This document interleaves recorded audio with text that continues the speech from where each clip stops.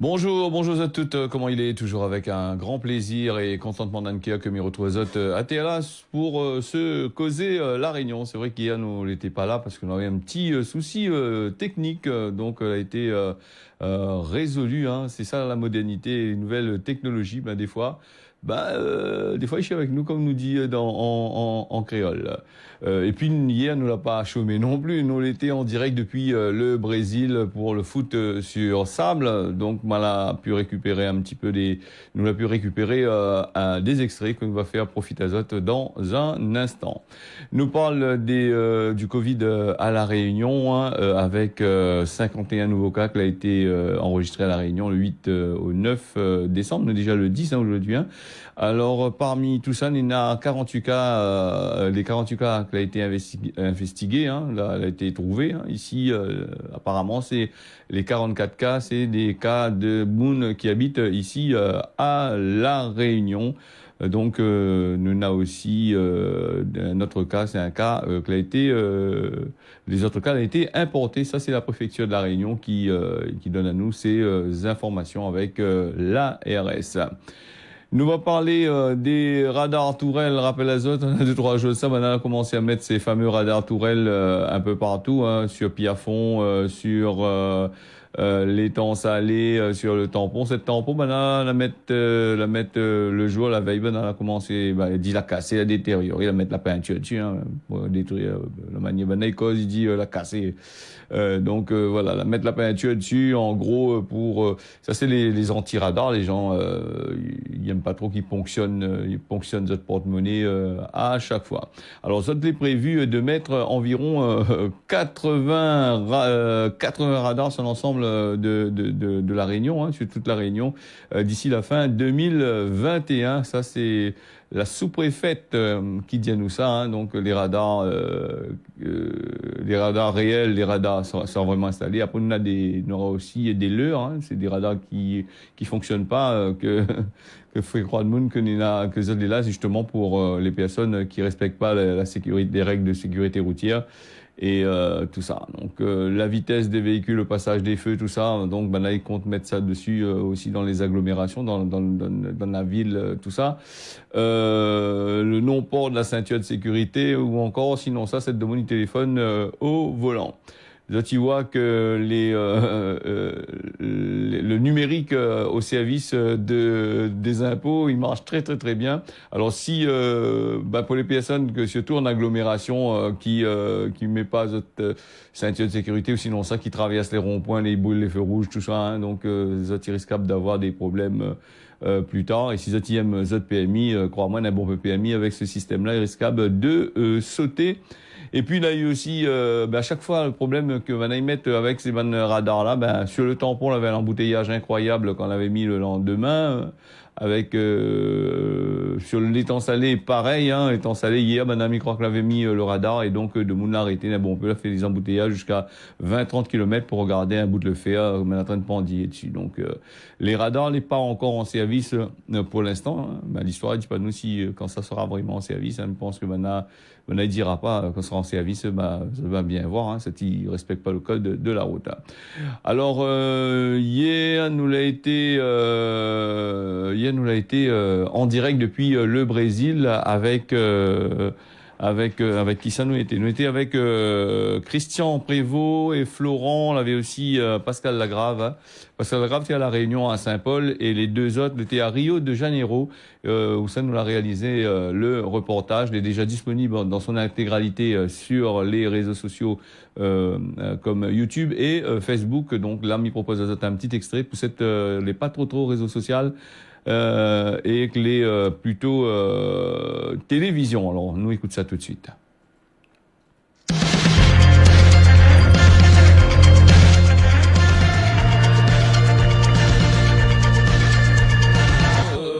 Nous on va partir du côté du Brésil, retrouver Florent et Christian. Florent, bonsoir plutôt, puisque au Brésil, il fait nuit, il est 23h et quelques.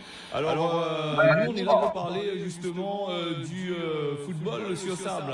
Alors, expliquez-nous un petit peu, c'est quoi cette affaire-là, parce que certaines personnes connaissent et certaines ne connaissent pas du tout le football sur sable. Hein, le football sur sable, ici, en tout cas, c'est quelque chose qui nous voit depuis des années, que font notre système de donc c'est vraiment moi personnellement, c'est ma première expérience. C'est Oui. vraiment adoré aujourd'hui après un match. C'est un football où peu importe où le temps de ballon, le ballon coule un peu. Et sincèrement, il y a des gestes techniques exceptionnels, il y a beaucoup de maîtrise, bien sûr, pour avoir beaucoup de maîtrise dans les airs, mais c'est un jeu qui se procure avec, un peu comme le beach soccer, mais avec un peu plus de côté ressenti football. Oui. Alors pour nos auditeurs qui ne connaissent pas vraiment ce sport-là, ça a débuté vers quelle année à peu près et vous, comment est-ce que vous avez découvert ça comment c'est pratiqué est-ce qu'il y a beaucoup d'adeptes au Brésil et aussi un petit peu à travers le monde? Alors écoute, ouais, depuis 1988, ça a été conçu. Donc aujourd'hui, c'est un football bien sûr qui avait été ici au Brésil le premier à être joué sur la plage. Après, bien sûr, avec c'est comme dans tous les choses qui se développent dans le monde de la vie de tous les jours. Le beach soccer est arrivé. Il y a eu beaucoup, il y a eu développement beaucoup sur un peu le beach soccer. Et on a oublié le coup de plage qui a été mis un peu de côté. Et aujourd'hui, en tout cas, il y a un vrai, il y a une vraie volonté des gens du gouvernement ou des gens tout simplement du Brésil pur, Oui. surtout sudistes, de retrouver ce football qui a été le premier à exister sur le sol brésilien. Et j'avoue que moi, personnellement, qui a joué entre les deux concepts, le football de plage, quand c'est construit avec le sable tassé et tout, les plus grands, des buts un peu plus réduits, c'est vraiment très alléchant comme sport. On prend plaisir à évoluer sur ça. Ouais. Est-ce qu'il y a beaucoup d'adeptes là-bas de ce sport-là au Brésil? Puisqu'à La Réunion, on entend, ça commence à émerger un petit peu, mais au Brésil, c'est vraiment le top. Oui, il y a beaucoup d'adeptes, il y a beaucoup de tournois qui se jouent sur ça, c'est quelque chose qui dans le Brésil du Sud, en tout cas, c'est quelque chose qui a pas été perdu. Mais bien sûr, bah, nous, c'est quelque chose qu'on essaie de trouver un peu on va dire, cette formation dans ce sport. Et ce qui est intéressant, c'est que ça montre effectivement avec le compétitif, le pro, la première vraiment grande compétition mondiale autour du football local, donc ça montre qu'il y a un vrai suivi et envie au sein du gouvernement d'aider et de mettre en lumière en tout cas le football local. Ouais, voilà un petit extrait que Miavit Azot a retrouvé sur la page officielle, l'intégralité sur la page officielle de Télé Créole. Hein, je tape sur Zot page Facebook dans un petit moteur de recherche qui est en haut. Elle est simple. Zot va atterrir sur l'intégralité de ce reportage. Je prends l'azote ce matin du réchauffement climatique avec la planète qui réchauffe de 3 degrés en plus, hein, malgré, on a pensé qu'avec la pandémie, avec ces histoires de Covid-19, donc la nature n'aurait reposé comme qu'il faut, avec le non-circulation de véhicules, tout ça, à l'avion. Et donc, malheureusement, les affaires, le réchauffement climatique, ça va vers 3 degrés en plus. Et vous avez remarqué, ici à La Réunion, bon, à la chaleur, comment il tape, et d'après les services de la météo, Banaï Diano comme ça n'a jamais eu un été aussi chaud que ça depuis Banane à la météo, hein. Donc voilà un petit peu. Et ce réchauffement climatique là, bon, Banaï essaye de trouver des systèmes pour justement faire baisser cette température là avec des projet que l'est mis en place la plupart du temps. Ici, La Réunion, nous a vu que nous passe à quasiment nous élimine le charbon là avec l'usine de l'usine du côté de Sainte-Suzanne là-bas, donc l'usine qui fabrique l'électricité aussi à Saint-Louis vers le Golfe. Ben, il passe à la biomasse et il arrête avec le charbon. C'est des projets que Zot a réalisés avec EDF, avec les sociétés que la région l'a fait avec les sociétés qui fabriquent de l'électricité, qui revendent aux particuliers. Tout ça, ça a mis en place tout ce système-là et malheureusement, mais dans le monde, il y en a quand même d'autres pays qui respectent pas tout ça. Et bon, le réchauffement climatique, ce qui risque de se passer à l'avenir, c'est que beaucoup d'îles dans la Polynésie, par exemple, ils risquent de plus avoir de pays où ça habiter parce que l'eau y monte, le réchauffement climatique qui entraîne aussi la fonte des glaces du côté du pôle sud et du pôle nord. Et ça y pose un gros problème. Et puis nous on a aussi des usines en Chine qui tournent à plein régime. Nous on a aussi aux États-Unis et dans certains pays européens que on a des usines qui tournent au maximum, ils polluent vraiment la nature.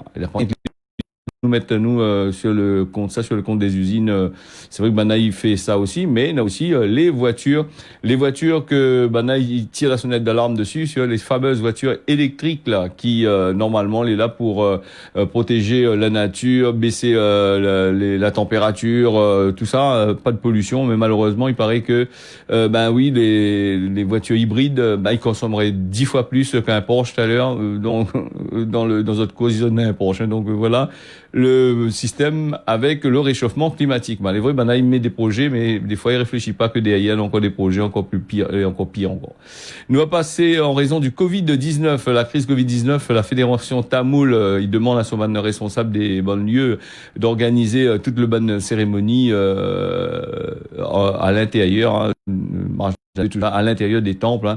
L'accueil fidèle sera fait là-bas et il faut respecter les protocoles sanitaires.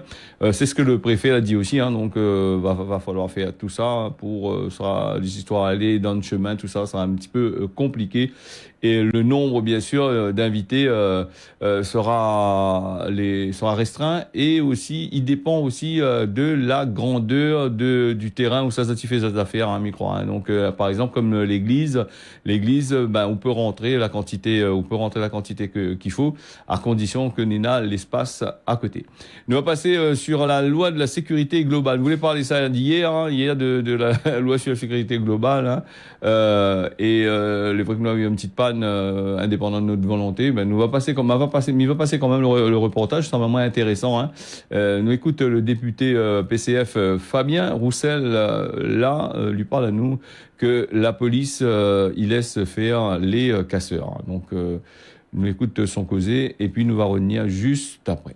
Je trouve, comme tous ceux qui ont vu les images, absolument inadmissible que des casseurs viennent pour casser ces vitrines, le mobilier urbain, etc. J'en ai fait des manifs et dans la dernière période, ça se termine tout le temps comme ça. C'est insupportable.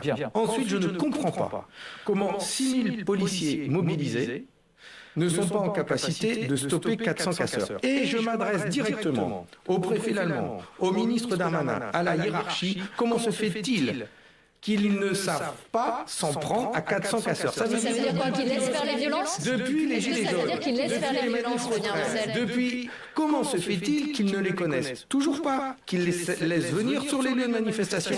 Et je vous dis même autre chose, c'est que j'ai vu comment ça se passe. C'est que le cortège syndical organisé avec un service d'ordre, quand il y a les casseurs, s'arrête, les casseurs vont devant. Et là, la police laisse faire. La police laisse faire. Et d'ailleurs, au 1er mai 2018, c'est la première fois que cela nous avait autant sauté aux yeux. Et mon collègue Stéphane Peu avait demandé une commission d'enquête sur le maintien de l'ordre à cette occasion, car nous trouvions déjà inadmissible que la police n'intervienne pas quand on peut les empêcher de casser. Par contre, nous enfermer sur la place de la République, nous nasser sur un pont comme j'ai été moi devant l'Assemblée nationale, ça ils savent faire. Une fois qu'on est laissé, c'est canon en haut, c'est grenade. Est-ce que vous demandez la démission du préfet Lallement? Mais on n'arrête pas de nous poser la question. Si vous trouvez qu'il est responsable de ces violences, ce serait logique, non? Quand on est responsable, quand on a fait une boulette et qu'on est responsable de cas graves, parce que quand on brise des vitrines, c'est grave. Voilà. Puis il y a des blessés. Il y a des blessés chez les manifestants, il y a des blessés chez les policiers qui sont envoyés comme de la chair à canon dans des situations les pires.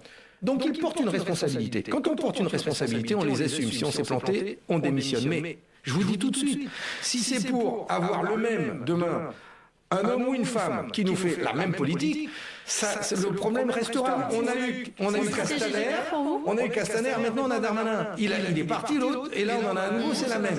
Donc ça va quoi. Ce sont les Black Blocs donc qui sont pointés du doigt dans tout cela.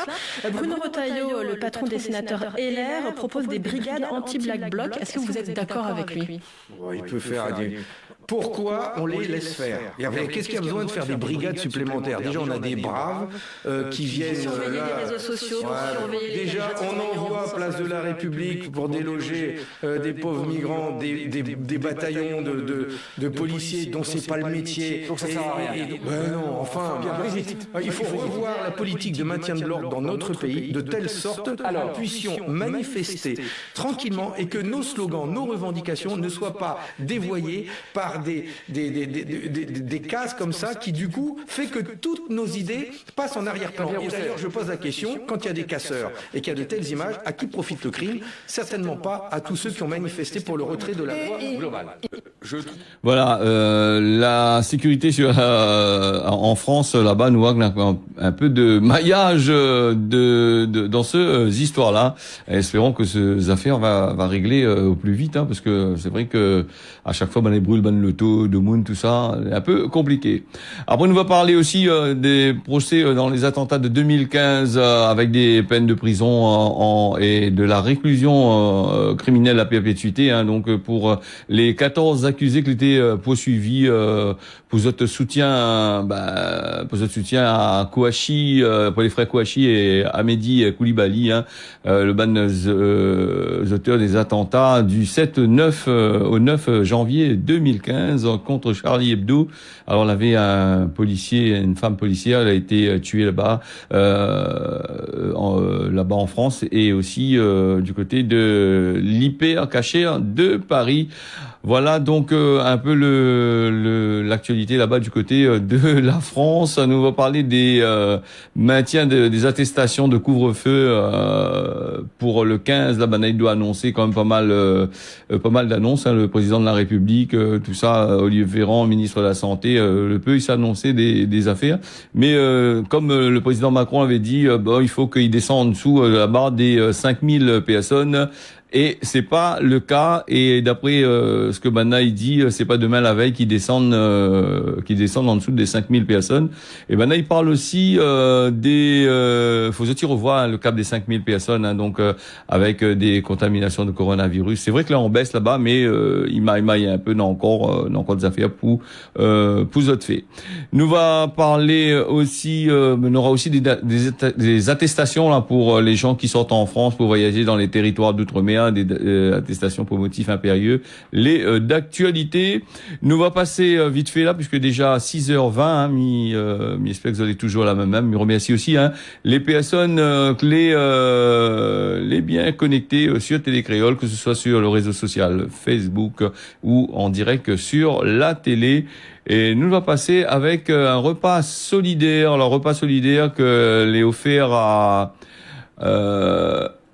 alors, le repas solidaire. Alors, donc, il est ici. Le repas solidaire que l'est offert à toute bonne Demoun du côté de l'ouest là-bas. Donc, si m'y maille pas trop parce que apparemment, m'y voit plus trop clair non plus grand matin. Repas solidaire, donc, le 13 à Saint-Paul, comme d'habitude, pour donner au SDF à manger là-bas. Donc, je t'y appelle le 609.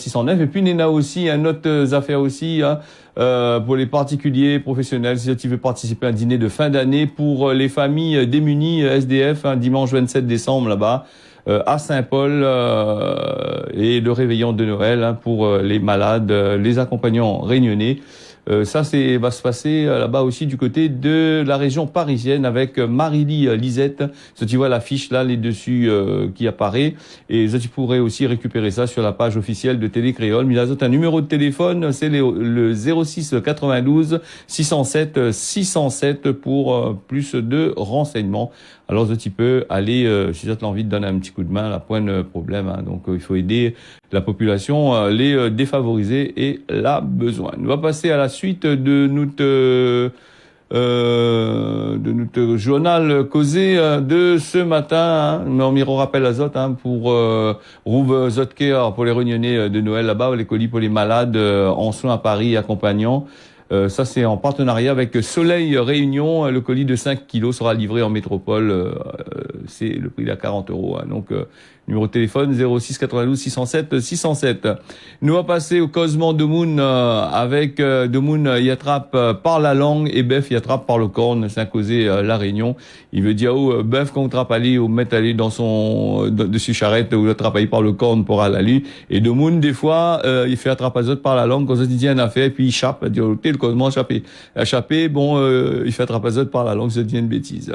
Nous va parler du mot Lacan. Il veut dire comme ça quand ou les paresse. Un monde dans Lacan, il y a un monde paresse. Tout le monde dit comme c'était arrête tire Lacan. Donc voilà. Donc le matin quand vous lève, vous tire Lacan, comme dit vous lève ou de branler, vous tire la paresse. Voilà.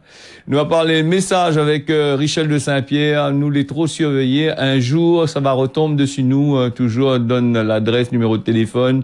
Et puis maintenant il parle la vie privée. Ça, il concerne les applications web que vous téléchargez, tout ça là. Donc, on va passer vite fait là à 23, presque 24 à la météo aujourd'hui, à la météo avec le temps couvert le matin sur toute l'île, dans notre pays, hein, et l'après-midi, on aura la pluie, hein, matin, l'après-midi, la pluie risquable de tomber.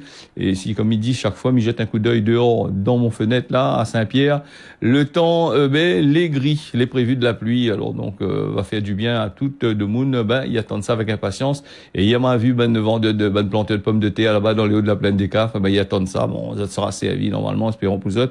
Et Zodman Pied de Bois va bien pousser comme qu'il faut. Mayotte, le temps sera couvert partout avec la pluie le matin et l'après-midi, donc la pluie aussi. Et Maurice aussi, pareil, un temps pluvieux avec de la pluie, de l'orage le matin comme l'après-midi.